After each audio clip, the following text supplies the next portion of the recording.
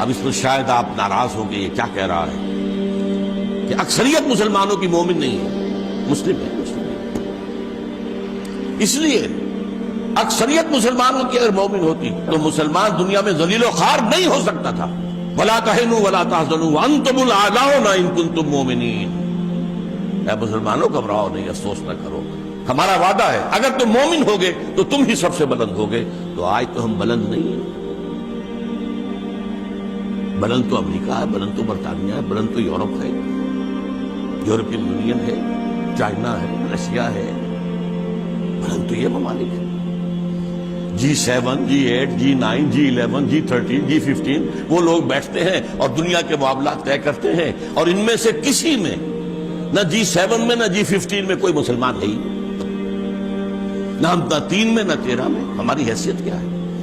اور آج جو پٹائی ہو رہی ہے امت مسلمہ کی، جو عذاب آ رہا اللہ تعالیٰ کی اجازت سے آ رہا ہے، اللہ کی اجازت کے بغیر تو پتہ تک نہیں جنبش کھاتا، کیوں آ رہا ہے؟ ہم مجرم ہیں۔ ہم نے آزاد ہونے کے بعد آج تک کسی مسلمان ملک میں اسلامی نظام قائم نہیں کیا، دین کو قائم نہیں کیا۔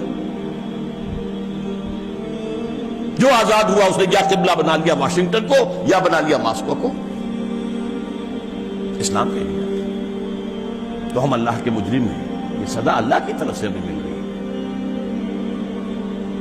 اور یہ سزا تو جاری رہے گی جب تک کہ اسلام کو ایک نظام کی حیثیت سے قائم کر کے ہم دنیا کے سامنے نمونہ نہ پیش کر دیں اور ہم دنیا کو دعوت نہ دے سکیں۔ Come and see with your own eyes, this is Islam۔ تب ہم شہداء علی الناس، لوگوں پر حجت قائم کر سکیں گے کہ یہ دین ہے اللہ کا، جو سچا دین ہے، جو بہترین نظام دیتا ہے انسان کو، جس میں سارے سب کے حقوق کا لحاظ ہے، توازن ہے، اعتدال ہے، جس میں پوری جو ہے کفالت عامہ کا نظام بھی ہے۔